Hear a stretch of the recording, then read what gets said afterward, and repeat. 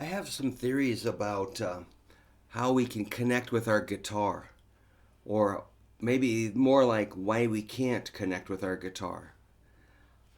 First thing might be we're a little distracted, and we got to kind of center our mind on the task at hand. First thing I would do is tune super carefully, which is kind of a calming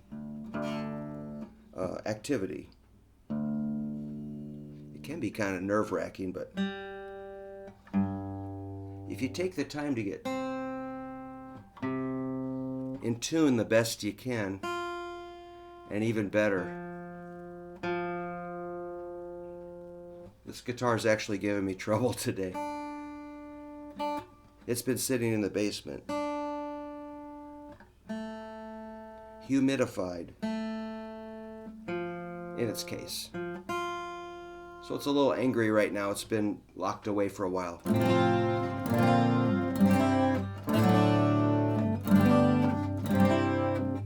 Pretty good. So, after we get tuned, maybe I call it chord yoga,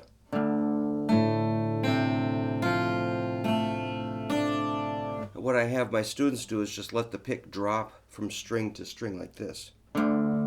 See how it sits on the A string? And when I'm ready to let it go, I go to the next string. So I hold it there.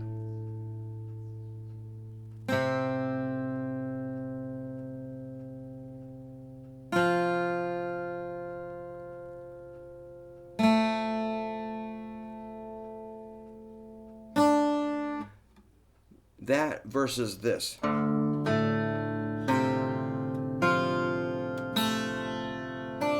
It drives me nuts when people kind of flip out for every note they pick. It's like, okay, let's cut that habit right now. Let's not even make that a thing. So again, just drop the pick from string to string.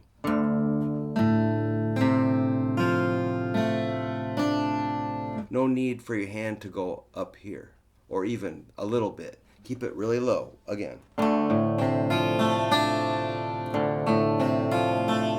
Yeah, it should not flip out. So one little thing.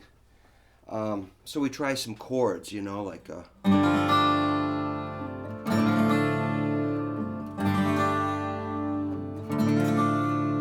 like that E minor to A suspended second.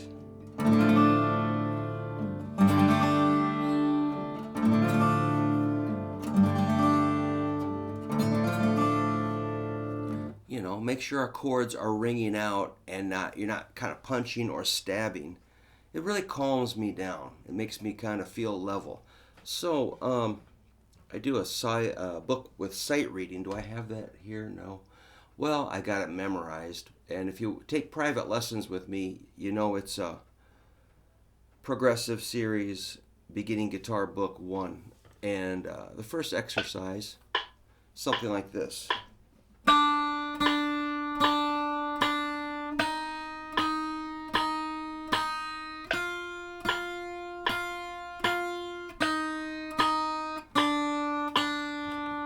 Just playing in time, right on the beat with a metronome, kind of connects you with your guitar and music and other people that might be playing in time. So it's really good training to get. The timing is the thing I see people, let's say you weren't using a metronome, you might go.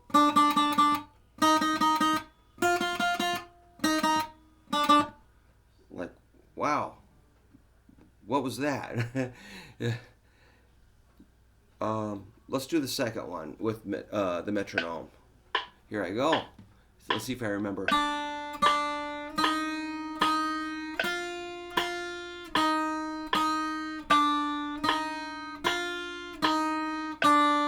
Something like that. All right.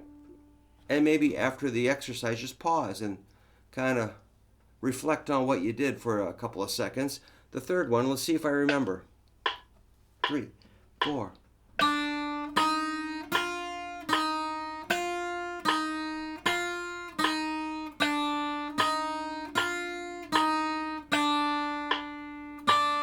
Something like that. I don't think that's quite exactly what the book says. The first song in my book is Song of Joy. Okay, so let's say you weren't using the metronome, you're just trying to remember the notes. You might play like...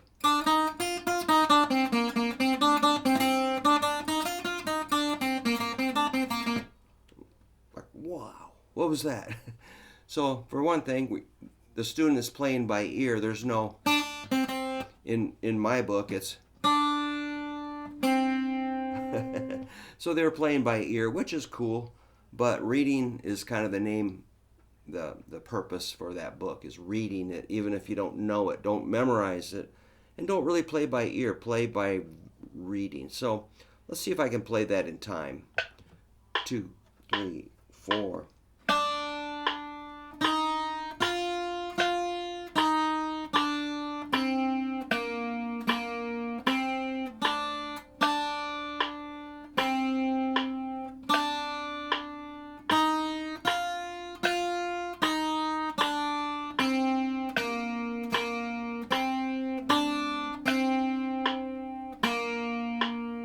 Just an idea. Playing in time is going to make it feel more solid.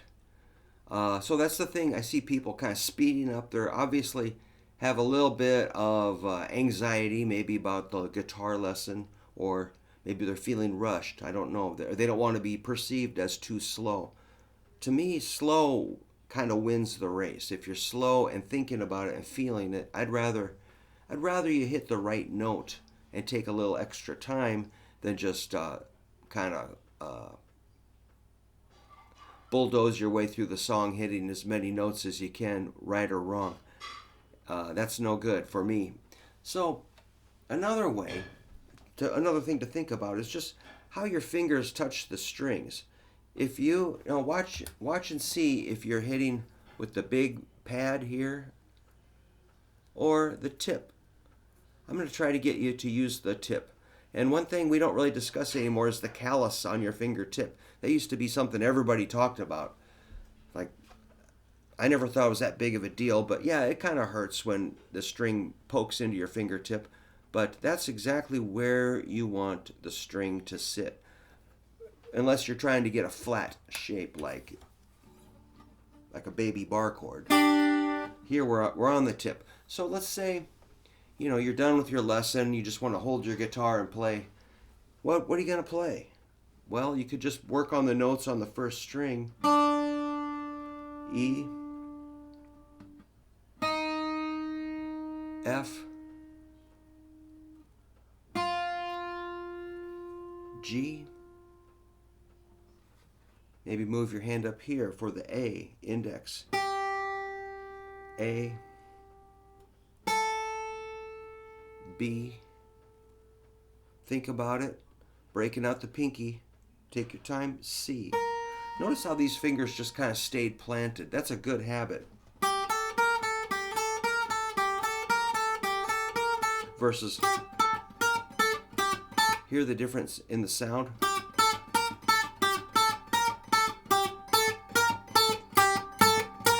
You can hear me getting angry there. You know, I want to get rid of that angry sound. I want the smooth.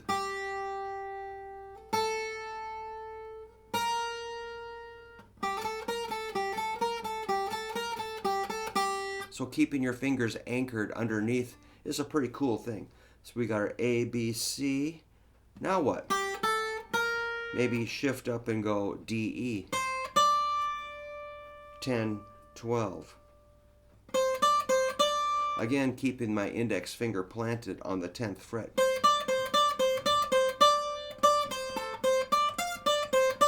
It's so easy. There's so many cool notes you can find if you just kind of settle your mind down. And, you know, most students would go, all right, when does the lesson start? I'm like, dude, you're not hearing that like... So you almost have to slow down and concentrate and hear how important the notes are. And then try to be curious. What note goes with that? And experiment. Maybe. That's kind of weird.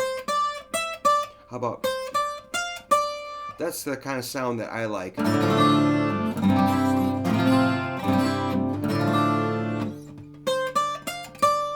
That's the kind of vibe I try to get when I pick up a guitar, or I try to teach things like that.